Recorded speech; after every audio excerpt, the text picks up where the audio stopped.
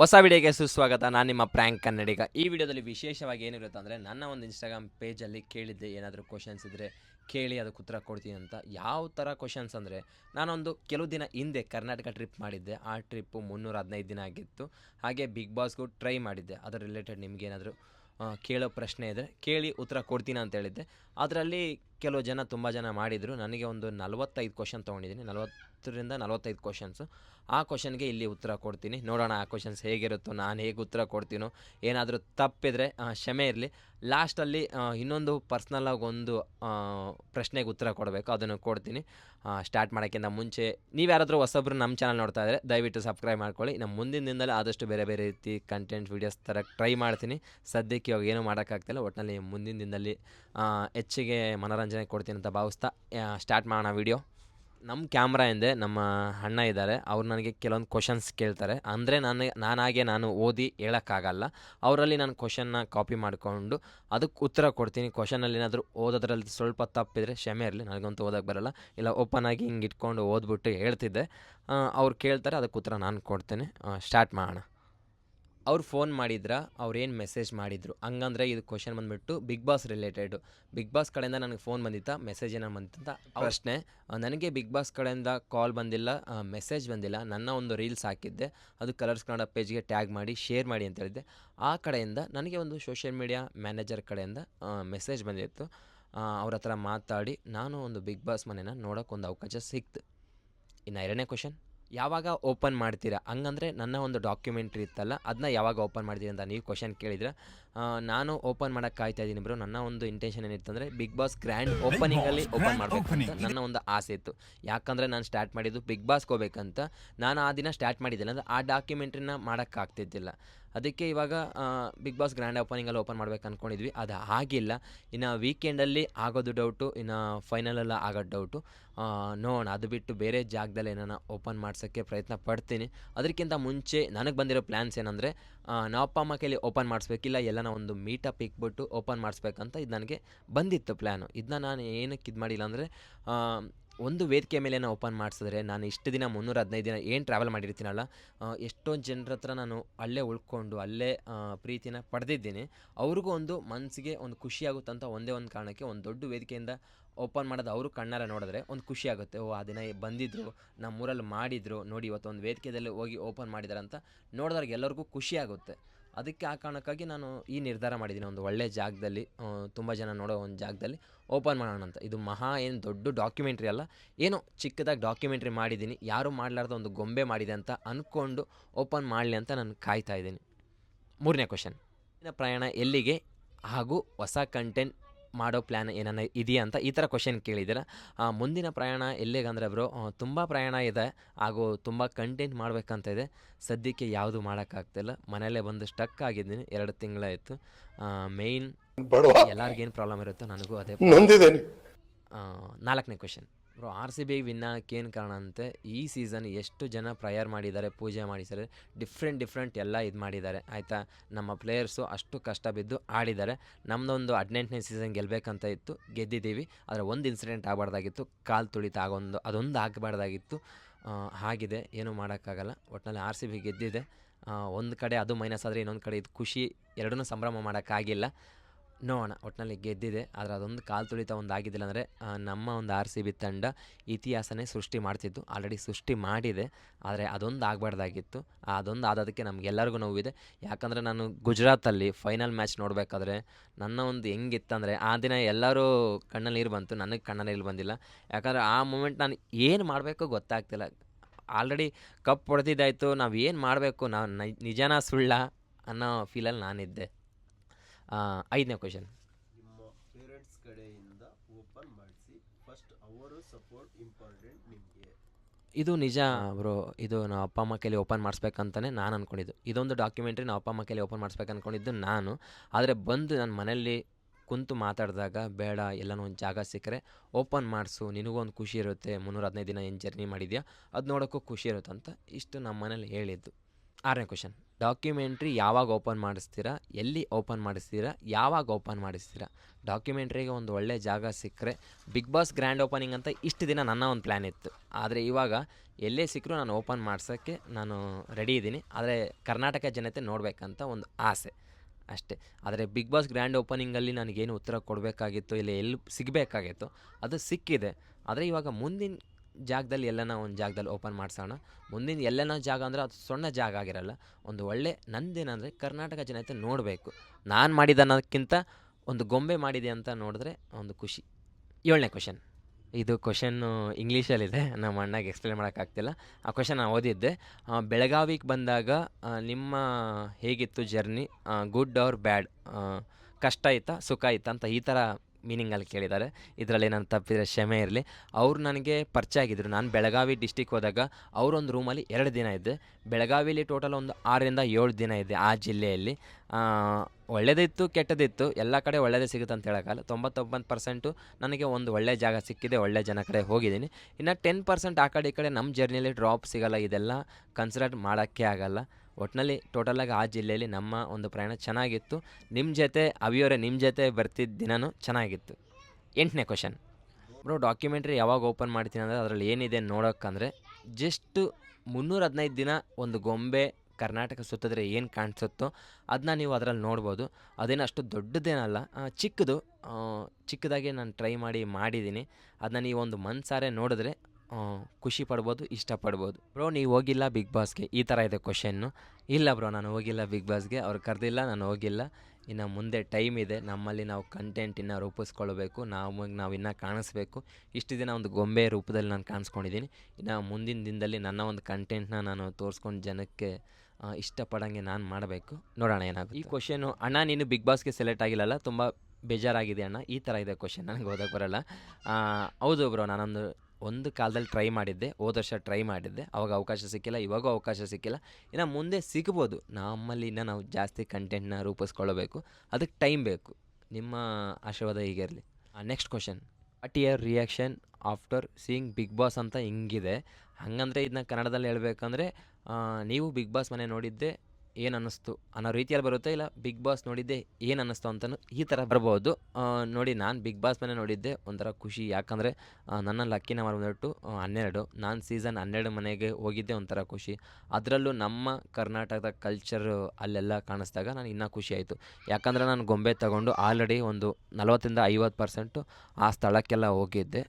ಹಂಗೆ ಗೊಂಬೆನ ಇಟ್ಕೊಂಡು ಒಂದು ಫೋಟೋನು ಹಿಡ್ಕೊಂಡಿದ್ದೆ. ಅದು ನನ್ನ ಒಂದು ಪೇಜಲ್ಲಿ ಸಿಗುತ್ತೆ ನೋಡಿದ್ರೆ. ಇನ್ನು ಬಿಗ್ ಬಾಸ್ ಮನೆಯಲ್ಲಿ ನೀವೇನು ಇವಾಗ ಟಿ ವಿಯಲ್ಲಿ ನೋಡ್ತಾ ಇದ್ದೀರೋ, ಎಲ್ಲ ಕಂಟೆಸ್ಟೆಂಟ್ ಒಂದೊಂದು ಜಾಗದಲ್ಲಿ ಕೂತ್ಕೊಂಡಿರ್ತಾರೆ, ಊಟ ಮಾಡ್ತಾರೆ, ಅಡುಗೆ ಮಾಡ್ತಾರೆ, ಮಲ್ಕೊಂಡಿರ್ತಾರಲ್ಲ, ಅದೆಲ್ಲ ಜಾಗ ನಾನು ಸುತ್ತಾಡಿದ್ದೀನಿ, ಹತ್ರದಿಂದ ನೋಡಿದ್ದೀನಿ. ಗಾರ್ಡನ್ ಏರಿಯಾ ಆಗಲಿ, ಎಂಟ್ರೆನ್ಸ್ ಆಗಲಿ, ಆಮೇಲೆ ಡೈಲಿ ಪೂಜೆ ಮಾಡ್ತಾರಲ್ಲ, ಕಲ್ಲಿನ ರಥದಲ್ಲಿ ಅಮ್ಮನ ಪೂಜೆ ಮಾಡ್ತಾರಲ್ಲ, ಅಲ್ಲೂ ನೋಡಿದ್ದೀನಿ. ಡೈಲಿ ಮಲಗ್ತಾರಲ್ಲ, ಆ ಬೆಡ್ ಮೇಲೆಲ್ಲ ಕೂತ್ಕೊಂಡಿದ್ದೀನಿ. ಆಮೇಲೆ ಕಿಚನಲ್ಲಿ ಒಂದು 5 ನಿಮಿಷ ನಿಂತ್ಕೊಂಡಿದ್ದೀನಿ.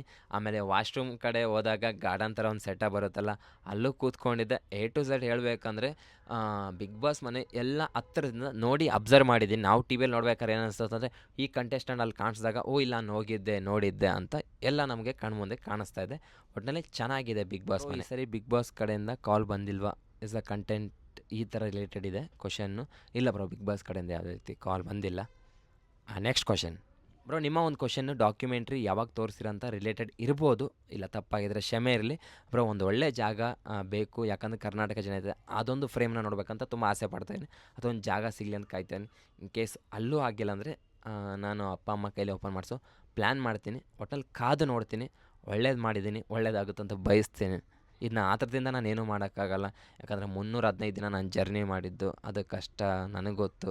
ಸ್ವಲ್ಪ ಕಾದು ನೋಡೋಣ. ನನಗೆ ಆ ಫ್ರೇಮ್ ನೋಡಿ ನನಗೇನು ಫೇಮ್ ಅಂತೂ ಬೇಕಾಗಿಲ್ಲ, ಜಸ್ಟ್ ಜನ ನೋಡಲಿ ಅಂತ ನಾನು ಕಾಯ್ತಾ ಇರೋದು ಅಷ್ಟೇ. ಕರ್ನಾಟಕ ಜನತೆಗೆ ರೀಚ್ ಆದರೆ ಕೆಲವೊಬ್ಬರಿಗೆ ನಾನು ಆನ್ಸರ್ ಕೊಡಬೇಕಾಗುತ್ತೆ. ಯಾಕಂದರೆ ಕೆಲವೊಂದು ಜಾಗದಾಗ ಹೋದಾಗ ಈ ಗೊಂಬೆ ಅಂತ ಈ ಥರ ಎಲ್ಲ ಮಾತಾಡಿದವ್ರು ಇದ್ದಾರೆ, ನೋಡಿದವ್ರು ಇದ್ದಾರೆ.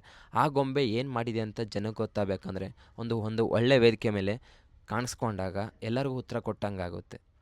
ಇದು ಒಂದು ಒಳ್ಳೆ question bro. Bigg Boss winning ಟೈಮಲ್ಲಿ ಫಿನಾಲೆ ಟೈಮಲ್ಲಿ ಇದನ್ನ ಓಪನ್ ಮಾಡ್ಸೋಕ್ಕೆ ಟ್ರೈ ಮಾಡಿ ಅಂತ ನಿಮ್ಮ ಒಂದು ಕ್ವಶನ್ ಕೇಳಿದ್ದೀರಾ. ಇಲ್ಲ, ನನಗೆ ಅರ್ಥ ಆಗಿದ್ದು ಹಂಗೆ.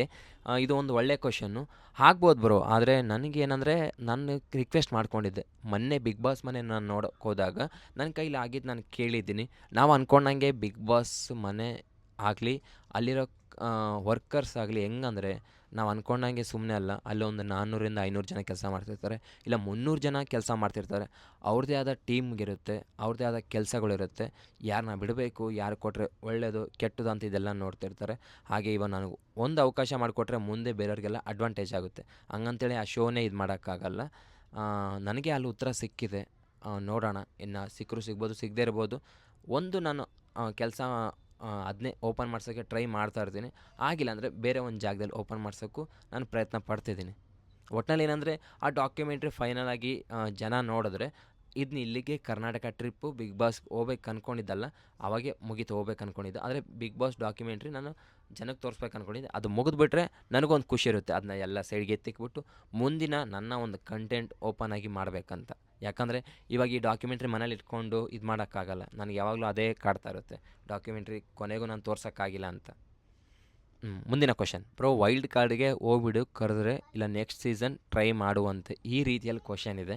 ಕ್ವಶನಲ್ಲಿ ತಪ್ಪಾದರೆ ಕ್ಷಮೆ ಇರಲಿ, ಆಯಿತಾ ಬ್ರೋ. ಅಕಸ್ಮಾತ್ ಕರೆದ್ರೆ ಹೋಗ್ತೀನಿ. ಆದರೆ ಇಷ್ಟಪಟ್ಟು ಅವಾಗ ಇಷ್ಟಪಟ್ಟಿದ್ದೀನಿ ಶೋನ. ಆದರೆ ಕರೆದ್ರೆ ಹೋಗ್ತೀನಿ. ಹೋದ್ರೂ ಅಲ್ಲಿ ನಾನು ಜನಕ್ಕೆ ಏನು ಕಂಟೆಂಟ್ ಕೊಡ್ತೀನಿ ಅನ್ನೋದು ಮೇಯ್ನ್ ಆಗುತ್ತೆ. ಇವಾಗ ಇಷ್ಟು ದಿನ ಸ್ಟಾರ್ಟಿಂಗ್ ನಾನು ಬಿಗ್ ಬಾಸ್ಗೆ ಹೋಗ್ಬೇಕಂತ ಒಂದು ಆಸೆ ಇತ್ತು. ಆದರೆ ಇದೆಲ್ಲ ಸುತ್ತಾಡಿ ಬಂದಾಗ ನನಗೆ ಒಂದು ಪ್ರಶ್ನೆ ಇದೆ, ನಾನು ಹೋದರೆ ಜನಕ್ಕೇನು ಸಂದೇಶ ಕೊಡ್ಬೋದಂತನೂ ಈ ಥರನೂ ಕೆಲವೊಂದು ಕ್ವಶನ್ಸ್ ಇದೆ. ಮುಂದಿನ ಪ್ರಶ್ನೆ, ಒಂದಲ್ಲ ಒಂದು ದಿನ ಆಗುತ್ತೆ ಬಿಡಿ ಬ್ರೋ. ಒಂದಲ್ಲ ಒಂದು ದಿನ ಒಳ್ಳೇದಾಗುತ್ತೆ ಬಿಡಿ ಬ್ರೋ. ಬ್ರೋ ಖಂಡಿತ ಒಳ್ಳೇದಾಗುತ್ತಂತ ಬಯಸ್ತಾ ಇದ್ದೀನಿ. ಮುಂದಿನ ಪ್ರಶ್ನೆ ಬ್ರೋ, ಯಾವುದಾದ್ರೂ ಮೋಸ್ಟ್ ಫೇಮಸ್ ಟೆಂಪಲ್ಗೆ ಹೋಗಿ ಡಾಕ್ಯುಮೆಂಟ್ರಿನ ಓಪನ್ ಮಾಡಿ. ಹೌದು ಬ್ರೋ, ಮಾಡ್ಬೋದು. ಆದರೆ ಅದು ಮಾಡಿದ್ರೆ ಸೋಷಿಯಲ್ ಮೀಡಿಯಾದ ಜನಕ್ಕಷ್ಟೇ ರೀಚ್ ಆಗುತ್ತೆ. ನನ್ನ ಒಂದು ಇಂಟೆನ್ಷನ್ ಏನಂದರೆ, ಕರ್ನಾಟಕ ಜನತೆ ನೋಡಬೇಕನ್ನೋದು ಒಂದು ಆಸೆ ಬ್ರೋ. ಅದು ಹಂಗಂದರೆ ಯಾವುದನ್ನ ಶೋದಲ್ಲಿ ನಾವು ರಿವೀಲ್ ಮಾಡಬೇಕು. ನೆಕ್ಸ್ಟ್ ಕ್ವಶನ್, ಹಾಯ್ ಅಣ್ಣ, ಬಿಗ್ ಬಾಸ್ ಸ್ಟೇಜ್ ಮೇಲೆ ಏನೋ ಓಪನ್ ಮಾಡ್ತೀನಿ ಅಂದಿದ್ರಲ್ಲ, ಏನಾಯಿತು? ಮೋಸ್ಟ್ಲಿ ಇದು ಬ್ರೋ ನೀವು ಡಾಕ್ಯುಮೆಂಟ್ರಿ ಬಗ್ಗೆ ಏನೋ ಕೇಳ್ತಾ ಇರೋದು. ಅದೇ ನಾನು ಗ್ರ್ಯಾಂಡ್ ಓಪನಲ್ಲಿ ಓಪನ್ ಮಾಡಿಸ್ಬೇಕು ಅಂದ್ಕೊಂಡಿದ್ದೆ, ಅವಕಾಶ ಸಿಕ್ಕಿಲ್ಲ. ಅದು ಕೂತ್ರ ನನಗೆ ಸಿಕ್ಕಿದೆ. ಮುಂದಿನ ಪ್ರಶ್ನೆ, ನಿಮ್ಮ ಕ್ವಶನ್ ಕರೆಕ್ಟಾಗಿದೆಯಲ್ಲ ಗೊತ್ತಿಲ್ಲ, ಇಲ್ಲ ನಮಗೆ ಓದೋಕ್ಕೆ ಬರ್ತಲ್ಲ ಅಷ್ಟೊಂದು. ಬ್ರೋ, ನಿಮ್ಮ ಜರ್ನಿ ಎಲ್ಲಿ ಸ್ಟಾರ್ಟ್ ಆಗಿದ್ದು, ಒಟ್ಟು ಖರ್ಚು ಎಷ್ಟಾಯ್ತು ಅಂತ ನಿಮ್ಮ ಒಂದು ಕ್ವಶನ್. ಬ್ರೋ, ನಮ್ಮ ಒಂದು ಜರ್ನಿ ಬೀದರಿಂದ ಸ್ಟಾರ್ಟ್ ಆಗಿದ್ದು. ನಮ್ಮ ಒಂದು ಖರ್ಚು ಬಂದುಬಿಟ್ಟು 2 ರೀತಿ ಖರ್ಚಾಗಿದೆ. ಒಂದು IPL ಟೈಮಲ್ಲಿ ಸಪ್ರೇಟ್ ಖರ್ಚಾಗಿದೆ. ಆಮೇಲೆ ಕರ್ನಾಟಕ ಟ್ರಿಪ್ ಬಂದುಬಿಟ್ಟು ಅದು ಸಪ್ರೇಟ್ ಆಗಿದೆ. ಎರಡೂ ಸೇರಿಸ್ಕೊಂಡ್ರೆ ಒಂದು 2.5ರಿಂದ 3 ಗಂಟೆ ಆಗಿದೆ. ಅಂದರೆ 2.5 ಲಕ್ಷದಿಂದ 3 ಲಕ್ಷ ಇಷ್ಟಾಗಿದೆ ನಮ್ಮ ಒಂದು ಖರ್ಚು. ನೀನು ಪರಿಶ್ರಮ ಪಟ್ಟಿದೀಯಾ, ಆದರೆ ಇನ್ನೊಂದು ಹೇಳ್ತೀನಿ, ನನಗೆ ಯಾವುದೇ ರೀತಿಯಾಗಲಿ ದುಡ್ಡು ಬಂದಿಲ್ಲ ಸೋಷಿಯಲ್ ಮೀಡಿಯಲ್ಲಿ. ನನಗೆ ಇನ್ಸ್ಟಾಗ್ರಾಮಲ್ಲೇ ವೀಡಿಯೋಸ್ ಚೆನ್ನಾಗಿ ಓಡೋದು. ಆದರೆ ಇನ್ಸ್ಟಾಗ್ರಾಮಿಂದ ನನಗೆ ₹1 ಬಂದಿಲ್ಲ. ರೀಸೆಂಟಾಗಿ 1-2 ಪ್ರಮೋಷನ್ ಮಾಡಿದ್ದೆ, ಅದರದ್ದೊಂದು 10-15 ಸಾವಿರ ಈ ಥರ ಸಮಥಿಂಗ್ ನನಗೆ ಬಂದಿದ್ದು. ಆದರೆ ಇದರಲ್ಲಿ ನಾನು ಕಳ್ಕೊಂಡಿದ್ದೆ ನನ್ನ ಕರ್ನಾಟಕ ಟ್ರಿಪ್ಪಲ್ಲಿ ಇಷ್ಟು ದುಡ್ಡು. ಆದರೆ ಕಳ್ಕೊಂಡಿಕ್ಕೇನು ಮೋಸ ಇಲ್ಲ. ನಾನು ಒಳ್ಳೆ ಜಾಗ ನೋಡಿದ್ದೀನಿ, ಒಳ್ಳೆ ಮೆಮೊರೀಸ್ ಮೂಮೆಂಟ್ ಪಡೆದಿದ್ದೀನಿ. ಒಂದು ಒಳ್ಳೆ ಅನುಭವ ಆಗಿದೆ, ನೋವು ಆಗಿದೆ, ದುಃಖ ಆಗಿದೆ, ಎಲ್ಲ ರೀತಿಯ ಅನುಭವ ಆಗಿದೆ. ಒಟ್ನಲ್ಲಿ ಅಷ್ಟು ದುಡ್ಡು ಖರ್ಚಾಗಿದೆ. ಎಷ್ಟು ಎಲ್ಲರೂ ನನಗೆ ಕೇಳ್ತಾರೋ ಒಂದೇ ಕ್ವಶನ್ ಸಿಕ್ಕಿದಾಗ, ನೀವು ಎಷ್ಟು ದುಡ್ಡು ಅರ್ನ್ ಮಾಡ್ತೀರಾ ಅಂತ. ನನಗೆ ಎಲ್ಲರಿಗೂ ಆನ್ಸರ್ ಮಾಡೋಕ್ಕಾಗಲ್ಲ. ಅಕಸ್ಮಾತ್ ಈ ವಿಡಿಯೋ ನೋಡ್ತಿದ್ರೆ ನಾನು ಹೇಳ್ತಾ ಇದ್ದೀನಿ, ನನಗೆ ಕರ್ನಾಟಕ ಟ್ರಿಪ್ಪಲ್ಲಿ ತುಂಬ ದುಡ್ಡು ಖರ್ಚಾಗಿದೆ. ಆದರೆ ಸೋಷಿಯಲ್ ಮೀಡಿಯಿಂದ ನನಗೇನು ದುಡ್ಡು ಬಂದಿಲ್ಲ. ನಾನು ಕರ್ನಾಟಕ ಟ್ರಿಪ್ ಇದ್ದಾಗ ನಾನು ಯಾವುದೇ ರೀತಿ ಪ್ರಮೋಷನ್ ಮಾಡಿಲ್ಲ. ರೀಸೆಂಟಾಗಿ ಬಂದಾಗ ಕರ್ನಾಟಕ ಟ್ರಿಪ್ ಮುಗಿಸ್ಕೊಂಬಂದಾಗ ನಾನು ಪ್ರಮೋಷನ್ ಮಾಡಿದ್ದು. ಆದರೆ ತುಂಬ ಜನ ಅಂದ್ಕೊಂಡಿದ್ದೇನೆಂದರೆ, ನನಗೆ ಸೋಷಿಯಲ್ ಮೀಡಿಯಿಂದ ದುಡ್ಡು ಬರ್ತಾಯಿದೆ, ಅದಕ್ಕೆ ನಾನು ಆರಾಮಾಗಿ ಸುತ್ತಾಡ್ತಾಯಿದ್ದೀನಿ ಅಂತ. ಇಲ್ಲ, ನನಗೆ ಸುತ್ತಾಡೋಕ್ಕೆ ಮೇಯ್ನ್ ಇಂಟೆನ್ಷನ್ ಏನಂದರೆ, ನಾನು ದಿನನಿತ್ಯ ಸ್ಕೂಲ್ಗೆ ಹೋಗ್ತಿದ್ದಾಗ ಮಕ್ಕಳು ನೋಡಿದಾಗ ಇನ್ನೂ ನಾನು ಗೌರ್ಮೆಂಟ್ ಸ್ಕೂಲ್ ವಿಸಿಟ್ ಮಾಡಬೇಕಂತ ಈ ಥರ ನನ್ನಲ್ಲಿ ಭಾವನೆ ಇರ್ತಾಯಿತ್ತು. ಹಾಗೆ ನಾನು ಅವರ ಒಂದು ಬ್ಲೆಸ್ಸಿಂಗಿಂದ, ಅವರ ಒಂದು ಆಶೀರ್ವಾದದಿಂದ ನಾನು ಮುಂದೆ ಹೋಗಿದ್ದು. ಯಾಕಂದರೆ ನಾನು ನೋಡಿದ ರೀತಿ ಆದರೆ ಜರ್ನಿ ತುಂಬ ಕಷ್ಟ ಇತ್ತು. ಒಂದಲ್ಲ ಎರಡಲ್ಲ 315 ದಿನ ನಾನು ಹೆಂಗೆ ಜರ್ನಿ ಮಾಡಿದೆ ಅನ್ನೋದು ಅದು ನನಗೆ ಒಂದು ಪ್ರಶ್ನೆ ಆಗಿತ್ತು. ಯಾಕಂದರೆ ಒಬ್ಬ ಮನುಷ್ಯ ಹೋಗ್ಬೋದು, ಈಗ ಎಲ್ಲರೂ ಟ್ರಾವೆಲ್ ಮಾಡ್ತಾರೆ, ನಡ್ಕೊಂಡು ಗಾಡಿಗಳ್ನ ಇಲ್ಲ ಕಾರು ಅವ್ರದ್ದೇ ಆದ ರೀತಿಯಲ್ಲಿ ಟ್ರಾವೆಲ್ ಮಾಡ್ತಾರೆ. ಆದರೆ ನನ್ನ ಒಂದು ಟ್ರಾವೆಲ್ ಹೆಂಗಿತ್ತಂದರೆ, ಎಲ್ಲಿರ್ತೀನೋ ಗೊತ್ತಿಲ್ಲ, ಎಲ್ಲಿ ಮಲಗ್ತೀನೋ ಗೊತ್ತಿಲ್ಲ, ಏನು ತಿಂತೀನೋ ಗೊತ್ತಿಲ್ಲ, ಯಾವ ಗಾಡಿ ಬರುತ್ತೋ ಗೊತ್ತಿಲ್ಲ. ಈ ಥರ 25 kg ಬ್ಯಾಗ್ ಹಾಕ್ಕೊಂಡು ನಡ್ಕೊಂಡು ಡ್ರಾಪ್ ಕೇಳ್ಕೊಂಡು ಪ್ರತಿಯೊಂದು ಜಿಲ್ಲೆಗೆ ಹೋಗೋದಿತ್ತಲ್ಲ, ಇದು ದೊಡ್ಡ ಬಿಗ್ಗೆಸ್ಟ್ ಟಾಸ್ಕ್ ಆಗಿತ್ತು. ಇದು ಯಾರು ನನಗೆ ಮಾಡಂತೇಳಿಲ್ಲ, ನನ್ನಲ್ಲೇ ನಾನೇ ಮಾಡ್ಕೊಂಡಿದ್ದಿದ್ದು. Next question. ಆದರೆ ಪ್ರತಿಯೊಬ್ಬರು ನಾನು ಕೇಳಿದಾಗ ಏನಾಗೋದಂದರೆ ತುಂಬ ಬೇಜಾರಾಗೋದು. ಯಾಕಂದರೆ ಆ ಪಾಪ ಅವ್ರಿಗೂ ಗೊತ್ತಿಲ್ಲ, ಅವ್ರು ಕೇಳೋದ್ರಲ್ಲಿ ತಪ್ಪೇನಿಲ್ಲ. ಎಷ್ಟು ಬರ್ತಿದೆ ಅಂದಾಗ ಎಷ್ಟು ಬಂದಿತ್ತು ಅಂದಾಗ ನಾನು ಎಲ್ಲರಿಗೂ ಸಿಕ್ಕಿದಾಗ ಹೇಳಿದ್ದೀನಿ ನನಗೇನು ಬರ್ತಾಯಿಲ್ಲ ಅಂತ. ಆದರೆ ಸೋಷಿಯಲ್ ಮೀಡಿಯಾದ ದುಡ್ಡಿದೆ, ಆದರೆ ಪ್ರಮೋಷನ್ ಮಾಡಿದ್ರೆ ದುಡ್ಡಿದೆ. ನಾನು ರೀಸೆಂಟಾಗಿ ಎರಡಷ್ಟೇ ಮಾಡಿದ್ದು, 2ರಿಂದ 3 ಮಾಡಿದ್ದೀನಿ ಅಷ್ಟೇ. ಮುಂದಿನ question. Bro, I am Ajit from Kundapur. ರೂಮಲ್ಲಿ ಲಾಸ್ಟ್ ಆಲ್ಟಿಂಗ್ ನೆನಪು ಇದೆಯಾ? ಹೌದು ಬ್ರೋ, ಅಜಿತ್ ಬ್ರೋ, ನಾನು ಕುಂದಾಪುರಕ್ಕೆ ಬಂದಾಗ ನಿಮ್ಮ ರೂಮಲ್ಲಿ ಉಳ್ಕೊಳ್ಳೋಕೆ ಜಾಗ ಕೊಟ್ಟಿದ್ರಿ. ನೆನಪಿದೆ bro. Thank you for support bro. ಸೀರಿಯಲಲ್ಲಿ ಆ್ಯಕ್ಟಿಂಗ್ ಮಾಡಿ ಬ್ರೋ, ನೆಕ್ಸ್ಟ್ ಬಿಗ್ ಬಾಸ್ಗೆ ಕಾಲ್ ಬರ್ಬೋದು ಅಂತ ಈ ಥರ ನಿಮ್ಮ ಒಂದು ಪ್ರಶ್ನೆ. ಬ್ರೋ ಖಂಡಿತ ಅದೊಂದು ಅವಕಾಶ ಸಿಕ್ಕರೆ ಮಾಡ್ತೀನಿ. ಇಲ್ಲ ಇನ್ನೊಂದು ಏನಂದರೆ ನನಗೆ ಆ್ಯಕ್ಟಿಂಗ್ ಬರಲ್ಲ ಬ್ರೋ, ಇನ್ನು ನಾನು ತುಂಬ ಕಲಿಬೇಕು. ಇನ್ನೊಂದು ಏನಂದರೆ ನನಗೆ ಓದೋಕ್ಕೂ ಬರಲ್ಲ. ಅದನ್ನ ನಾನು ಯಾರಾದರೂ ಹೇಳಿದ್ರು ಒಂದು 5 ನಿಮಿಷ 10 ನಿಮಿಷ ಜ್ಞಾಪಕ ಇಟ್ಕೊತೀನಿ, ಆಮೇಲೆ ಮರ್ತೋಗ್ಬಿಡ್ತೀನಿ. ಚಿಕ್ಕ ವಯಸ್ಸಿಂದ ಓದೋಕ್ಕೆ ಬರಲ್ಲ, ಪ್ರಾಪರಾಗಿ ಕಾಪಿ ಮಾಡೋಕ್ಕಾಗಲ್ಲ ಬ್ರೋ. ಯಾರಾದರೂ ಹೇಳಿದ್ರೆ ಅಕಸ್ಮಾತ್ ಕೊಟ್ಟಿದ್ದನ್ನ ಓದಿ ನಿಮ್ಮ ಮುಂದೆ ಹೇಳೋಕ್ಕಾಗಲಿ ನನಗಿಲ್ಲ. ಇವಾಗೂ ಅಷ್ಟೇ ನೀವು ಕೊಟ್ಟಿರೋ ಕ್ವಶನ್ ನನಗೆ ಉತ್ತರ ಮಾಡೋಕ್ಕಾಗ್ತಿಲ್ಲ. ಬಣ್ಣ ಕೈಲಿ ನಾನು ಹೇಳ್ಸ್ಕೊಂಡು ಅದರಿಂದ ನಿಮ್ಗೆ ಆನ್ಸರ್ ಮಾಡ್ತಾಯಿದ್ದೀನಿ. ನೋಡೋಣ. ಮುಂದಿನ ಪ್ರಶ್ನೆ ಕೇಳಿದ್ದೀರಾ. ಮುಂದಿನ ಪ್ರಯಾಣ ಸುಖಕರ ಆಗಿರಲಿ, ಒಳ್ಳೆಯದಾಗಲಿ, ಆಲ್ ದ ಬೆಸ್ಟ್ ಈ ರೀತಿಯಲ್ಲಿ ಕೇಳಿದ್ದೀರಾ. ಥ್ಯಾಂಕ್ ಯು ಬ್ರೋ, ತುಂಬ ಧನ್ಯವಾದಗಳು. ಮಿಸ್ಟೇಕ್ ಏನಾಗಿತ್ತು ಬ್ರೋ? ನನ್ನ ಮಿಸ್ಟೇಕು ಲೆಕ್ಕ ಹಾಕ್ಕೊಂಡ್ರೆ ಏನಾಗಿದ್ದಿಲ್ಲ. ಇನ್ನೊಂದು ಕಡೆ ಅಂದರೆ ಬಿಗ್ ಬಾಸ್ ನೇಮ್ ತೊಗೋಬಾರ್ದಾಗಿತ್ತಂತ ಒಂದು ಮಿಸ್ಟೇಕು. ಅದು ಬಿಟ್ಟರೆ ನಾನು ಬಿಗ್ ಬಾಸ್ ಹೆಸರು ತೊಗೊಂಡಿದ್ದೆ ಒಂದು ಒಳ್ಳೆಯದು. ಯಾಕಂದರೆ ನನ್ನ ಒಂದು ಜರ್ನಿ ಸ್ಟಾರ್ಟ್ ಮಾಡಬೇಕಾದ್ರೆ ನನಗೆ ಫುಲ್ ಜೋಶ್ ಬರಬೇಕು, ಕಾರಣ ಬಿಗ್ ಬಾಸ್ ನೇಮು. ಆ ನೇಮಿಂದನೇ ನಾನು ಅಷ್ಟು ದಿನ ಜರ್ನಿ ಮಾಡೋಕ್ಕಾಗಿದ್ದು. ಇಲ್ಲಾಂದರೆ ನಾನು ಜರ್ನಿ ಮಾಡಿದ್ದು ನೋಡಿ ನಾನು ಒಂದು ವಾರನೇ ಮನೆಗೆ ಬರಬೇಕಾಗಿತ್ತು. ಅಷ್ಟು ದೊಡ್ಡ ಬಿಗ್ಗೆಸ್ಟ್ ಟಾಸ್ಕ್ ಆಗಿತ್ತು. ಯಾಕಂದರೆ ಮನುಷ್ಯ ನಡ್ಕೊಂಡು ಹೋಗ್ಬಿಡ್ಬೋದು, ಆದರೆ ಒಂದು 25 kg ಬ್ಯಾಗ್ ಹಾಕ್ಕೊಂಡು ಹೋಗೋದಿದೆಯಲ್ಲ, ಅದು ತುಂಬ ಅಂದರೆ ತುಂಬ ಕಷ್ಟ. ಆಮೇಲೆ ಒಬ್ಬ ಮನುಷ್ಯ ಅವರು ಸಂಬಂಧಪಟ್ಟಿದ್ದಾದರೆ ಒಂದು ದಿನಕ್ಕೆ 1ರಿಂದ 2 ಸ್ಕೂಲ್ ವಿಸಿಟ್ ಮಾಡ್ಬೋದು. ಆದರೆ ನಾನು ದಿನಕ್ಕೆ 3ರಿಂದ 4 ಸ್ಕೂಲ್ ವಿಸಿಟ್ ಮಾಡ್ತಾಯಿದ್ದೆ. ಆಮೇಲೆ ಮತ್ತೆ ದಿನ ಅದೇ ರೊಟೇಷನ್ನು.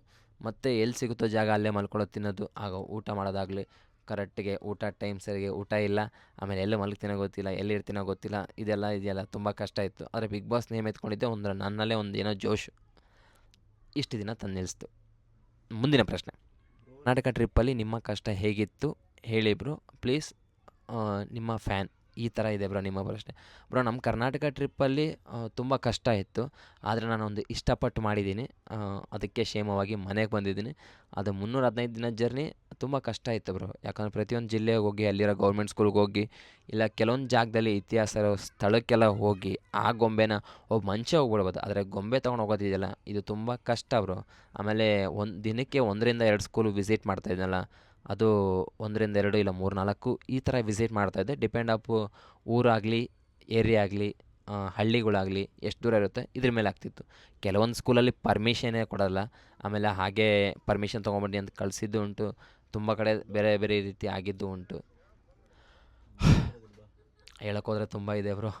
ಸದ್ಯಕ್ಕೆ ಹೇಳ್ಬೇಕಂದ್ರೆ ಕಷ್ಟ ಇತ್ತು ಜರ್ನಿ. ಇಷ್ಟಪಟ್ಟು ಮಾಡಿದ್ದೀನಿ, ಕ್ಷೇಮವಾಗಿ ಮನೆಗೆ ಬಂದಿದ್ದೀನಿ.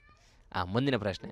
ನಿಮ್ಮ ಒಂದು ಟ್ರಿಪ್ಪಲ್ಲಿ ಯಾವ ಪ್ಲೇಸು ತುಂಬ ಎಂಜಾಯ್ ಮಾಡಿದ್ರಿ ಅನ್ನೋ ರೀತಿಯಲ್ಲಿ ಈ ಕ್ವಶನ್ ಇದೆ. ನಾನು ಅರ್ಥ ಮಾಡ್ಕೊಂಡಿದ್ದೆ ಹಂಗೆ.